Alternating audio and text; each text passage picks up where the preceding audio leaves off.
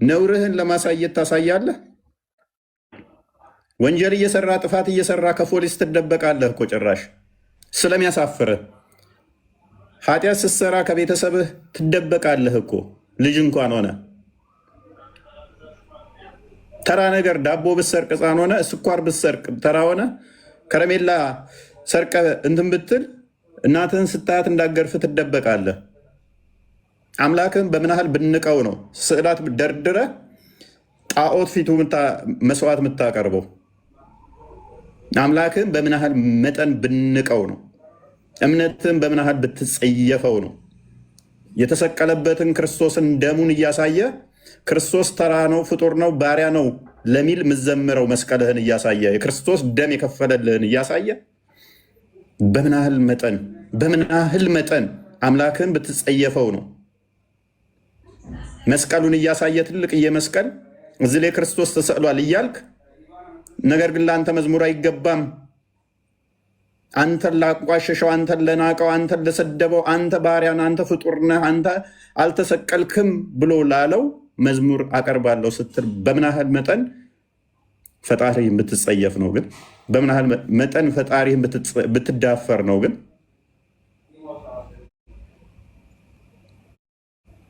እና መሀይ የሚለው አይገልጸውም። ለነኚህ ሌላ ቃላት ፈጠሩላቸው። ብናገር ደስ ይለኛል። ጭንቅላቴን ትንሽ አሞኛል። ክርስቲያን ቀጥልሽ። ያ እንግዲህ እንዳያችኋቸው ነው። በነገራችን ላይ የተወሰኑ ቪዲዮዎችን ነው ማሳያችሁ እና እስኪ እንቀጥል። አንድ ላሳያችሁ። 1 2 3 እሺ ኦኬ፣ አዳምጡት። ይሄን ደግሞ እስኪ አዳምጡት። እኔ በጣም ነው በነገራችን ላይ ሳየው ሁላ እኔን ጨፍኜ ነው የማየው። በነገራችን ላይ በጣም ከማስጠላቱ በጣም ዘግናኝ ከመሆናቸው የተነሳ አስቀያሚ አስጠሊ ከመሆናቸው የተነሳ እንደዚህ አይነት ቆሻሾችን ራሱ ማየት በጣም ነው የሚያስጠላው። እጅግ በጣም ቀፋፊዎች ወራዶች ናቸው የመጨረሻ ማለት ነው። መስቀላቸውን ማሳየት ደግሞ ግዴታ ነው። እስካሁን ድረስ 3 ነው 4 ያየናቸው መስቀላቸውን ያሳያሉ፣ ስዕል አድኖውን ያሳያሉ። ግዴታ ነው ማለት ነው ለጣዖት ለመዘመር መስቀልህን ማሳየት ግዴታ ነው። ቀጥል ክርስቲያን። እኔ ኦርቶዶክስ ነኝ፣ ግን መንዙማቸው ነሺዳቸው ሱሱ ነው ያለ። የምሬ ነው ማርያም። አሁን እኮ ድምፅ ነው እየሰማን ያለ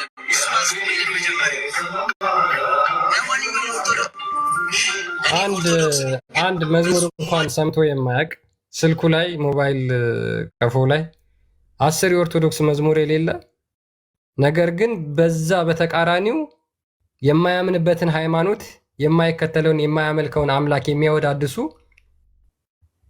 እጅግ በጣም በርካታ ዘፈኖች በስልኩ አጭቆ በዛ ፍቅር ተነድፎ መስቀሉን እያሳየ እኔው ማርያምን ኦርቶዶክስ ነኝ፣ በመንዙማ ተነድፌያለሁ፣ በነሽዳ ተነድፌያለሁ ማለት በአዲስ ኪዳን ትልቁ መስዋዕታችን ከከንፈራችን የሚወጣው መስዋዕት ነው። እኛ የምንሰዋው ለፈጣሪ ማለት ነው። የምስጋና የከንፈር ፍሬ ለእግዚአብሔር የምናቀርበው በአዲስ ኪዳን ትልቁ መስዋዕታችን ነው። እኛ ለአምላካችን የምንሰጠው ማለት ነው። በዛ አፋችን ደግሞ አማልክት እንጠራለን። በነገራችን ላይ በቀጥታ ነው ከክርስትና የወጣችሁት። 1 2 ብለን መናገር አንፈልግም። አይ እንደዚህ ስለሆነ ብለን ጀስቲፋይ አናደርግም። በቃ ወጣችኋል ከክርስትና። ያንተን አምላክ የሚሳደበውን፣ ያንተን አምላክ የሚናገረውን፣ ያንተን አምላክ የሚሳደበውን አካል ለሱ ምስጋና የምታቀርብ ከሆነ ወጣል በቃ ከክርስትና። ምንም የምናመቻመቸው ጉዳይ ስለሌለ ማለት ነው። ኦኬ እሺ፣ አንድ ላሳያችሁ ሜይ ቢ እና ትልልቅ መስቀል የሚያሳዩ የዚህኛውም ግብዳ መስቀል ነው አይደለ? እኔ የሚገርመኝ እሱ አይደለ እንዴ? በእናትህ ዩኒፎርም ነው እንደ መስቀሉ።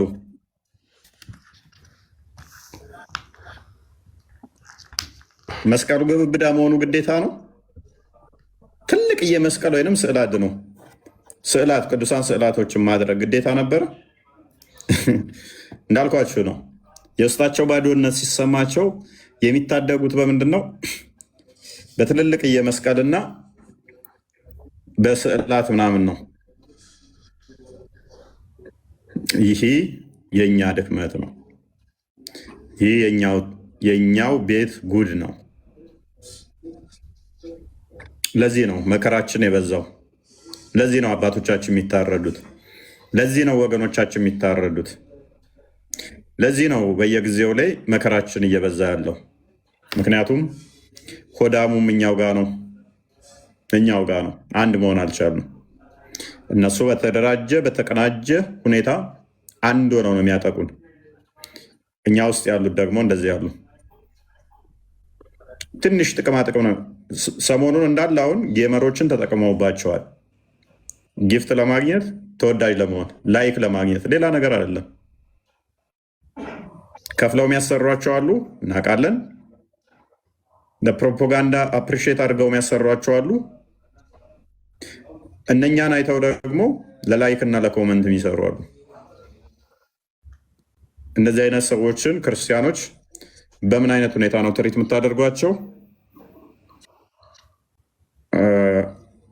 እኔ ምንም ኮምፕሮማይዝ ማደርገው ነገር የለም። እውነት ለመናገር ከድነት ቀጥታ ይወጣሉ።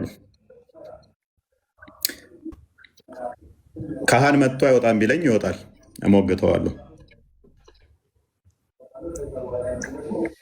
አለም ካህን ጳጳስ መጥቶ አይወጣም ቢለኝ በዚህ ጉዳይ ላይ መወየት እንችላለን፣ ይወጣል ነው አቋሚ። አስተውሉ። አይደለም ካህን አይደለም መምህር፣ አስተዳዳሪም ይምጣ ጳጳስም ይምጣ አይወጡም የሚል ካለ መወያየት እንችላለን። ይወጣ ኮምፕሊትሊ ከክርስትና ወጥተዋል፣ ይወጣሉ። ጣዖትን ቬኔሬት የሚያደርግ ጣዖትን መስዋዕት ለጣዖት የሚያቀርብ ከሆነ ኮምፕሊትሊ ይወጣል ከክርስትና። ምንም ኮምፕሮማይዝ የምናደርገው ነገር የለም። ይሄን ያቋሙ። መጽሐፍ ቅዱስም ያለኝ አረዳድ ይሄ ነው። ትርጓሚያችንም ያለኝ አረዳድ ይሄ ነው። ዲድስቅልያ የሚለው ይህንን ነው። ፍትሐ ነገሥቱ የሚለው ይህንን ነው።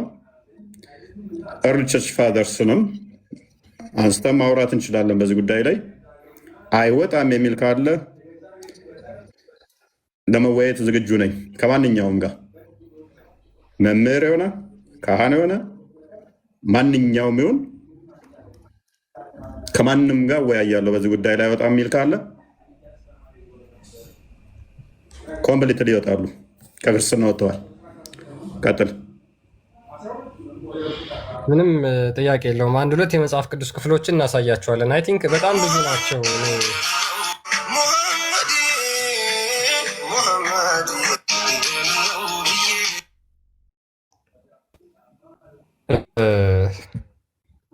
እናንተ ምን ላይ እንደቆማችሁ ራሳችሁን ብቻ ተመልከቱ። እህት ወንድሞቻችሁ፣ አጠገባችሁ ያሉ እህት ወንድሞቻችሁ፣ እናት አባቶቻችሁ፣ ጓደኞቻችሁ፣ ክርስቲያን ጓደኛ ካላችሁ፣ ክርስቲያን እናትና አባት ካላችሁ፣ ክርስቲያን እህት ወንድም ካላችሁ ምን ላይ ናችሁ ያሉት? መንዙማ እየሰሙ ነው? እኛስ ምንድን ነው እያደመጥን ያለ ነው? ወዴት ነው እየሄድን ያለ ነው?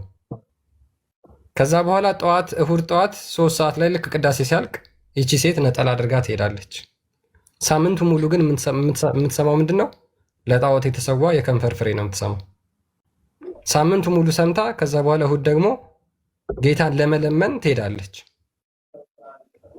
እንደዚህ አይነት ክርስቲያኖች ቤተሰቦች፣ በተለይ እንደዚህ አይነት ልጆችን የምታሳድጉ ማለት እንዴት ነው ያሳደጋችኋቸው? ሶሪ በጣም አንዳንዴ በእርግጥ እናንተ በጣም እንትን ብላችሁ ያሳደጋችኋቸው ልጆች ከመስመር ሊወጡ ይችላሉ፣ እናውቃለን። ግን የምር አብዛኞቹ የምናያቸው ራሳቸው አፈንግጠው ነው ወይስ ካስተዳደግ ጉድለት ካስተዳደግ ስህተት ነው? ቤተሰቦች ልጆቻችሁ እንዴት ነው እያሳደጋችሁ ያላችሁት? ህፃናትን እንዴት ነው እየኮተኮታችሁ ያላችሁት? ነገ እነዚህ ናቸው እኮ እናንተን የሚያሰድቧቸው። እነዚህ ናቸው እኮ የእናንተ ልጆች። በነገራችን ላይ አየሃት የእንትና ልጅ አየሻት የእንትና ልጅ እኮ የሚባለው እኮ እናንተን እኮ ነው የሚያሰድቧችሁ። ከእናንተ በላይ የምታመልኩትን ፈጣሪ ነው የሚያሰድቡት።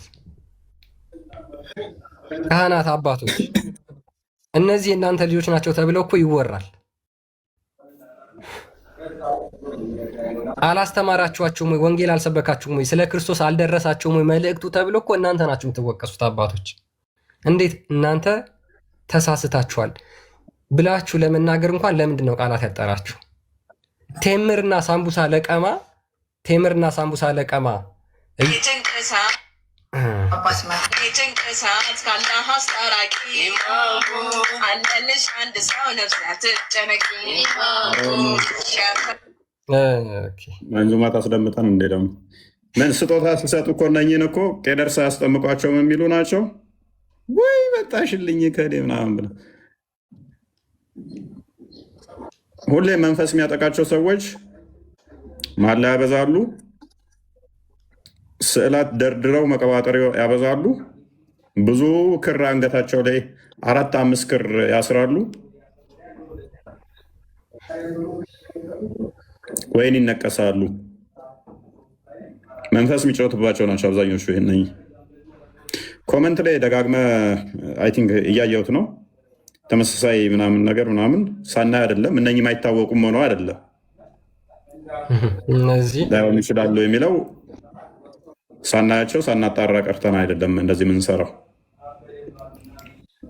ስለዚህ አይተን ነው የምንሰራው። ቢሆን ደስ ይለናል። እኛ እንደ አንተ እንደምኞት የእኛ ባይሆኑ የእኛ ባይሆኑ ያልኩት የእናንተ ነን ስላሉ ነው። ነን ስላሉ ናቸው እንጂ ፐርሰናሊ የወጡ ናቸው። ከኔ ጋር አብሬያቸው ህብረት አላደርግም። አንድ ቤተ እምነትም ነን ብዬም አላምንም። ፐርሰናሊ ነን ብዬ አላምንም። እነሱ ነን እዛ ውስጥ ስላሉ እንጂ አይድኑም። ከድነትም ወጥተዋል።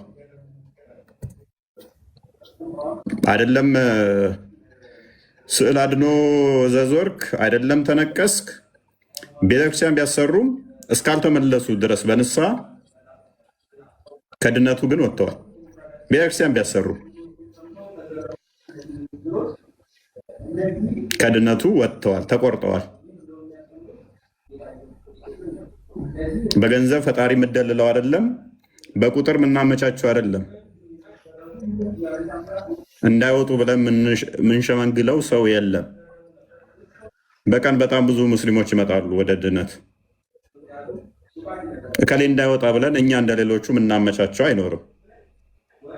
ብዙ ስራ ስላለብን ብዙ እንትን ስላለብን ማለት ነው። ብዙ ሚድኑ ብዙ ወደ እውነት የሚመጡትን ስለምናይ እንደዚህ አይነቱ ላይ ኮምፕሮማይዝ አናደርግም። ባይኖር እንኳን በቀን ብዙ ሰው ሚድን እየመጣ ተውና በአመት አንድ ሰው መምጣት ባይችል እንኳን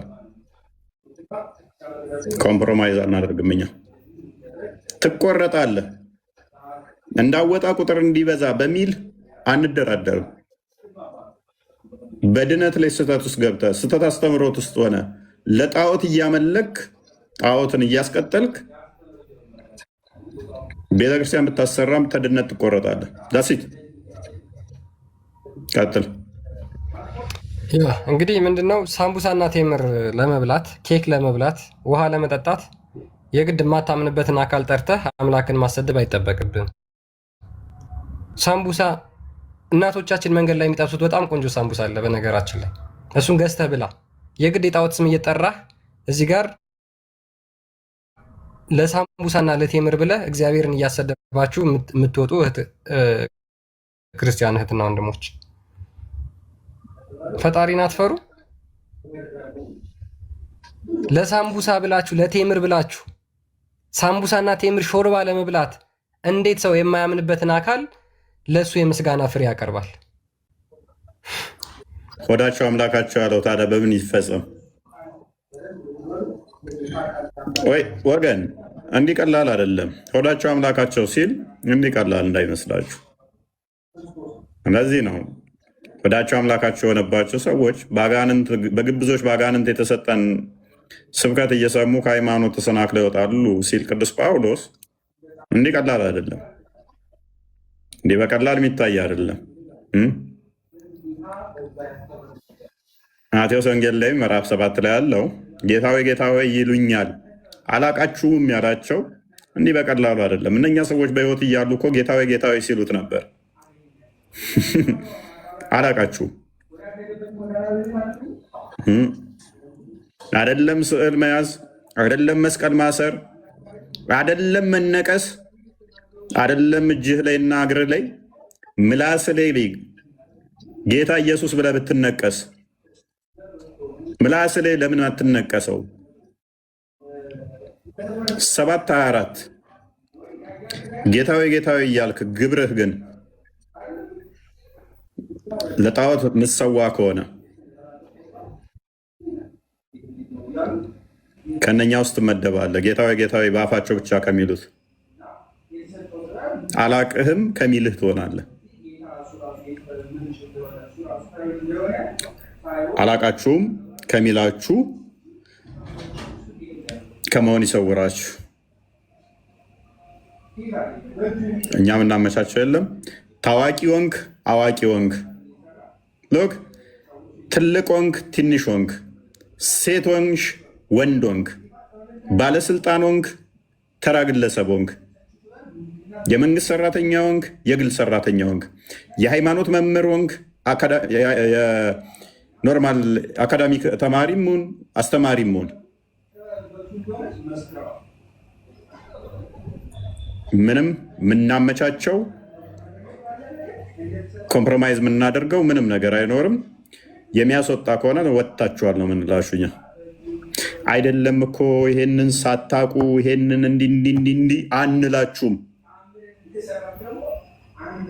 አለማወቅህን እንደወጣህ እንነግርሃለን። ንስሐ ግባበት ሂድና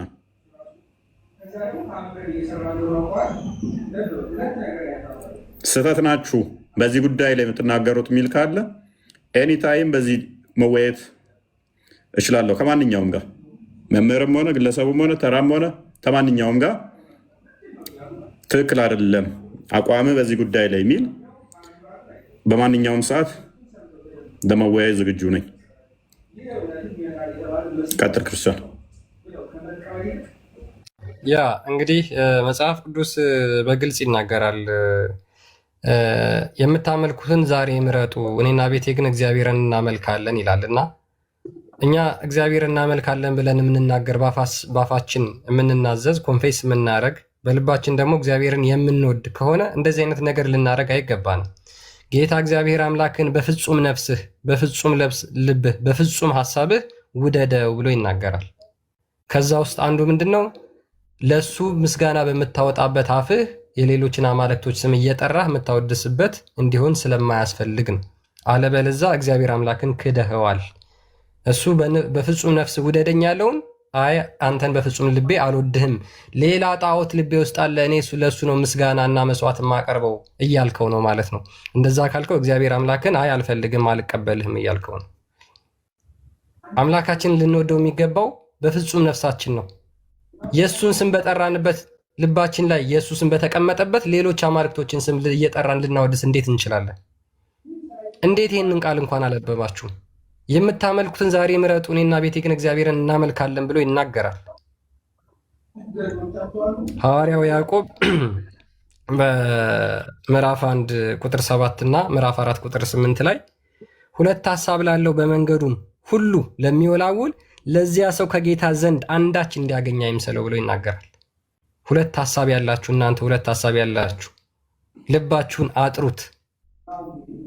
አንዴ ለጣዖት ትዘምራለህ፣ አንዴ ክርስቶስን ለካደ ትዘፍናለህ፣ አንዴ ደግሞ ለእግዚአብሔር ውዳሴን ታቀርባለህ፣ ምስጋናን ታቀርባለህ። እናንተ ከጌታ ዘንድ አንዳች አታገኙ። ይኸው የያዕቆብ መልእክት ምዕራፍ 1 ቁጥር 7 ላይ ሁለት ሐሳብ ላለው በመንገዱም ሁሉ ለሚወላውል ለዚያ ሰው ከጌታ ዘንድ አንዳች እንዲያገኝ አይምሰለው። ክርስቶስ ኢየሱስን ባመሰገንበት አፋችን እንደገና ለጣዖት ምንዘምርና ምንዘፍን ከሆነ እኛ ከጌታ ዘንድ ምንም ነገር አናገኝም፣ አንዳች አናገኝም። ምዕራፍ 4 ቁጥር 8 ላይ ኤግዛክትሊ ይህንኑ ቃል ይደግመዋል። ወደ እግዚአብሔር ቅረቡ፣ ወደ እናንተ ይቀርባል። እናንተ ኃጢአተኞች እጆቻችሁን አንጹ፣ ሁለት ሐሳብ ያላችሁ እናንተ ልባችሁን አጥሩ። ተጨንቃችሁ እዘኑ አልቅሱም፣ ሳቃችሁም ወደ ሐዘን ደስታችሁም ወደ ለቅሶ ይለወጥ። እንዲህ ያደረጋችሁ እህት ወንድሞች፣ ክርስቶስ ኢየሱስን ያሰደባችሁ እናንተ ልባችሁን አጥርታችሁ ወደ ቤታችሁ ተመለሱ፣ ወይም የያዛችሁን ይዛችሁ ሂዱ። ሁለት ሐሳብ አይቻልም። ለሁለት ጌቶች መገዛት አይቻልም ይለዋል እኮ ክርስቶስም በወንጌል ላይ ለሁለት ጌቶች መገዛት አይቻልም። ሐዋርያ ቅዱስ ጳውሎስም በሁለተኛ ቆሮንቶስ ምዕራፍ 6 አንዴ ቼክ አድርገው ቁጥር 12 አካባቢ ከ12 በኋላ ቆሮንቶስ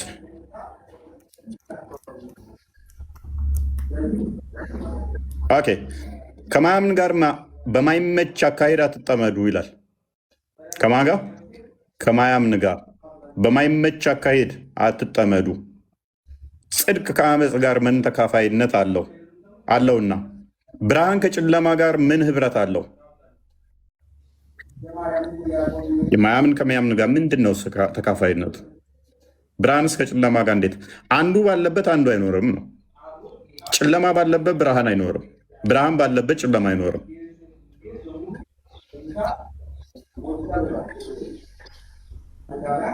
ማቴዎስ ወንጌል ምዕራፍ 5 ላይ ቁጥር 14 ላይ እናንተ የዓለም ብርሃን ናችሁ ብሎናል ክርስቶስ።